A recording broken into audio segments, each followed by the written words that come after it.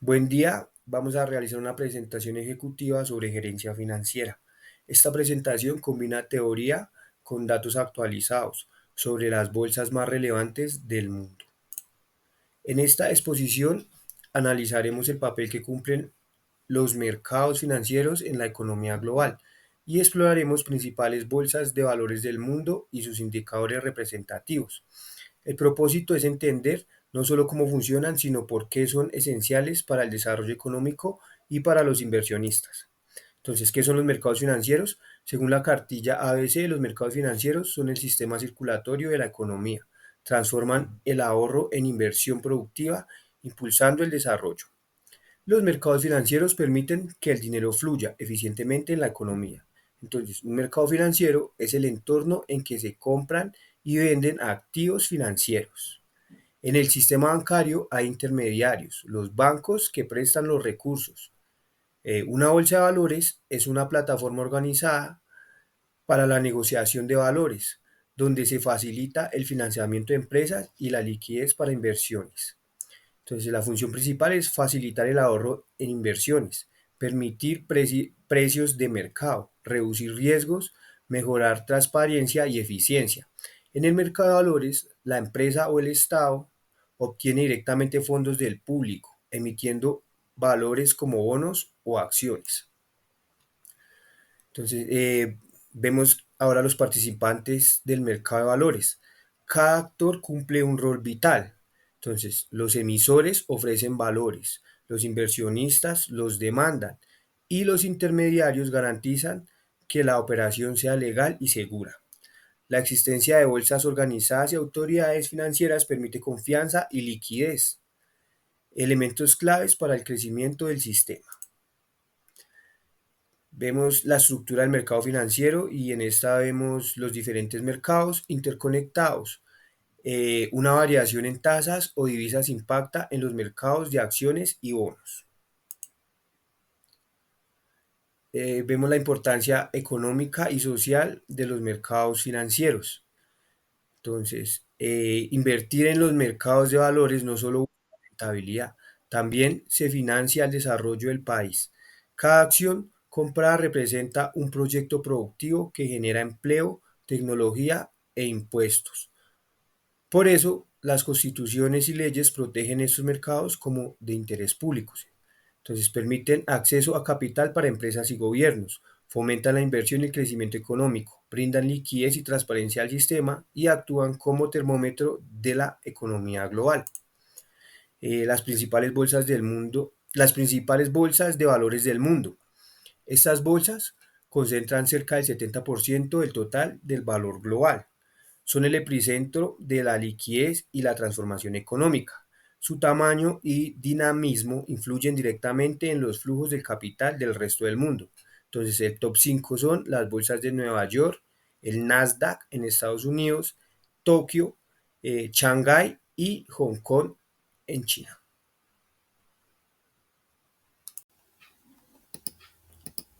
Muy buen día para todos. Continuamos con la presentación de los principales índices bursátiles. Los índices bursátiles actúan como termómetros de la economía. Agrupan a las empresas más representativas y permiten medir el desempeño del mercado. Por ejemplo, el S&P 500 muestra la salud económica de Estados Unidos, mientras el IBEX 35 refleja el comportamiento de las principales empresas españolas. En Estados Unidos también tenemos el Dow Jones y el Nasdaq 100. En Europa también tenemos el FTSE y el 100 y el CAC 40 y el DAX 30. Y en Asia tenemos el Nikkei 225, el SSI 300 y el Hang Seng.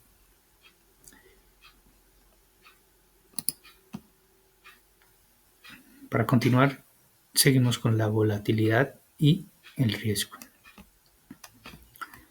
Comprender la volatilidad es clave para cualquier inversionista. El índice 14 muestra cuánto teme o confía el mercado en el futuro inmediato. Cuando suben los inversionistas buscan refugio, cuando baja aumenta el apetito por el riesgo. La educación financiera permite interpretar estos movimientos con criterio. La volatilidad no siempre es negativa, puede representar oportunidad o incertidumbre. Factores que influyen. Dentro de los factores que influyen tenemos las políticas monetarias, la inflación y el crecimiento económico, la estabilidad política y geopolítica, la innovación tecnológica y la globalización. Los mercados son sensibles a los cambios de tasas, política y tecnología, y estos factores pueden incidir directamente en el riesgo y la volatilidad del mercado. Los principales desafíos y tendencias. Los mercados ofrecen oportunidades pero exigen conocimiento y gestión del riesgo. La sostenibilidad y la automatización son nuevos motores del sistema financiero, por lo que la capacitación y el estudio constante marcan un paso firme en el desarrollo de los inversionistas.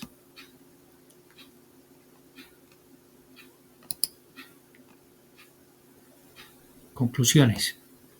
Los mercados financieros canalizan ahorro e inversión productiva. Las bolsas de valores son motores de crecimiento económico. Los índices bursátiles son barómetros globales. La educación e información son claves para participar con éxito. Comprender sus índices e interconexiones es clave para gerentes, empresarios e inversionistas. Conocer los mercados no es solo un tema financiero, sino una competencia estratégica para la toma de decisiones. En conclusión, los mercados financieros son la columna vertebral de la economía moderna. Integran capital, transparencia, confianza e innovación. Entenderlos permite no solo invertir mejor, sino comprender cómo se mueve el mundo y hacia dónde va dirigido el mundo en temas de negocios. En conclusión y para terminar, decimos que el mercado de valores no es solo una herramienta de ganancias, sino una forma de construir futuro. Por eso su conocimiento y regulación son fundamentales para el bienestar económico global. Por último, dice, invertir es participar en el desarrollo económico del mundo. Muchas gracias. Las respuestas para las preguntas de reflexión. La primera pregunta es, ¿por qué es necesario hacer la valoración de una empresa? Bueno, el objetivo principal de la valoración de una empresa es cuantificar el valor de la compañía, lo que no siempre está reflejado únicamente en los estados financieros. Em, ¿Cuáles son los principales métodos de valoración de una empresa? Los principales métodos, por ejemplo, tenemos los estáticos, que se centran en el valor de los activos y pasivos de la empresa en un momento determinado, como el valor contable, el valor ajustado contable o sustancial y el valor de liquidación. En otro aspecto también tenemos los dinámicos, que son bueno, son considerados los más rigurosos porque se basan en la capacidad futura de la empresa para generar los beneficios y los flujos de caja, como descuentos de flujos de caja y descuento de dividendos. Y por último, tenemos los métodos basados en múltiplos comparables, que son los relativos, múltiplos de EBITDA, de ventas, beneficio neto, se utilizan ratios, como por ejemplo precio, beneficio o valor. Em, la empresa comparable, bueno, es para aplicarlos a la métrica correspondiente de la empresa la cual se quiere buscar el valor. Y como empresario, ¿qué uso tiene la valoración de una empresa? Em, bueno, tenemos que para un empresario la valoración de su compañía o empresa es una herramienta esencial de gestión y estrategia que va más allá de un simple proceso de compra-venta. La evaluación financiera de inversiones. Bueno, la evaluación financiera de inversiones sirve para determinar la viabilidad, rentabilidad, el riesgo económico financiero de un proyecto de inversión o una decisión de un gasto de capital antes de comprometer los recursos. Digamos que su propósito es responder a la pregunta clave que es, ¿el proyecto generará el suficiente valor y rentabilidad para justificar la inversión? Y bueno, por último, tenemos cómo aplica la evaluación financiera de inversiones. Esta se aplica mediante el uso de indicadores y métodos cuantitativos que analizan los flujos de efectivo del proyecto a lo largo del tiempo. Uno sería cálculo de flujos de caja relevantes, que consiste en determinar los ingresos, egresos e inversión inicial, que son directos y diferentes del proyecto. Dos sería la determinación de la tasa de descuento o costo de capital, que consiste en establecer la rentabilidad mínima exigida a la inversión que considera su riesgo.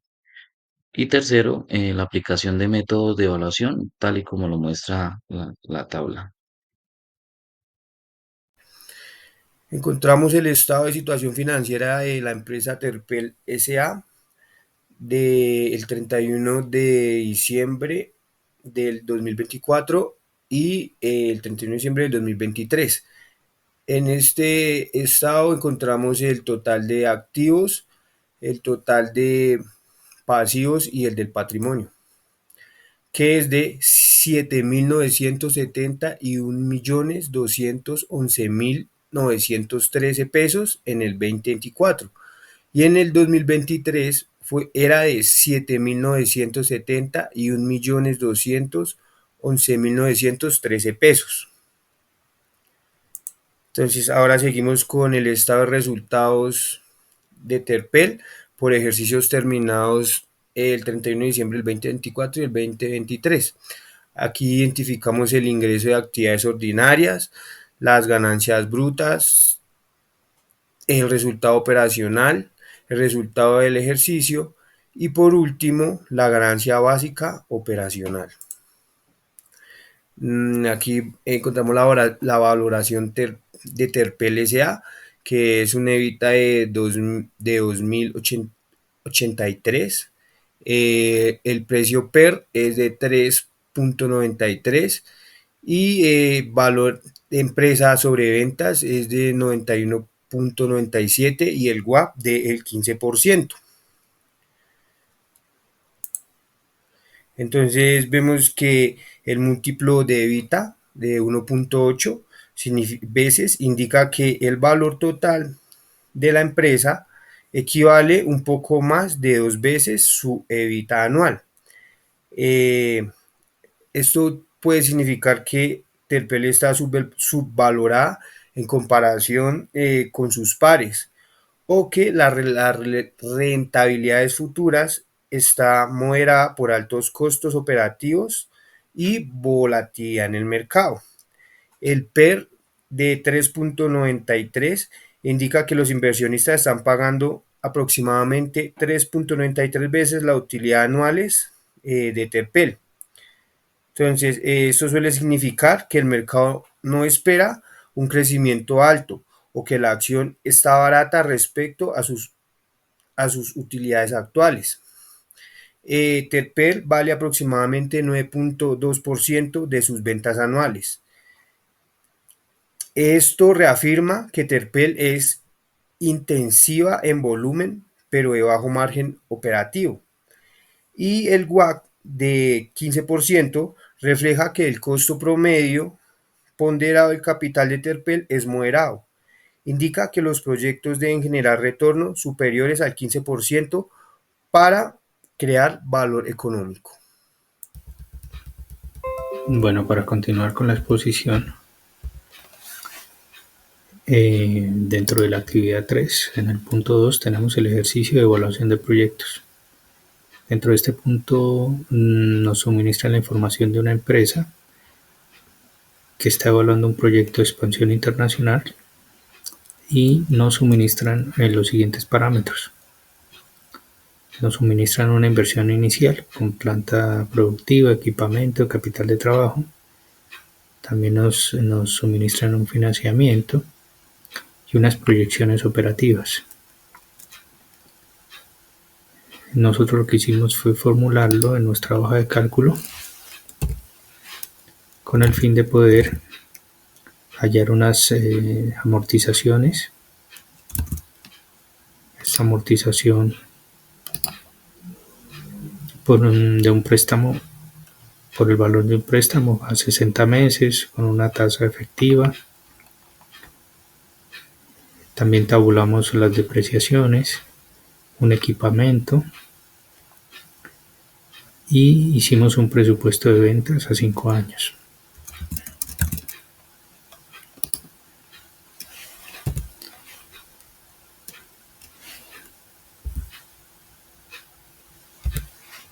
También se proyectó un flujo de caja a 5 años.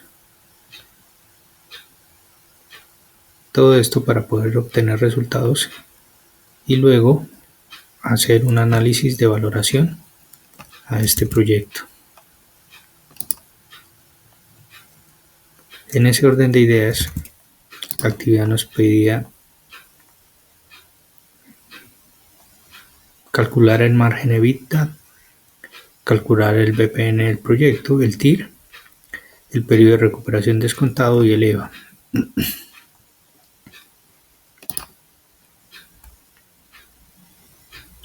Como todos sabemos, el margen de EBITDA es un indicador clave en la valoración de las empresas, ya que permite evaluar la rentabilidad operativa de una empresa antes de considerar factores como impuestos, deuda, depreciación y amortización.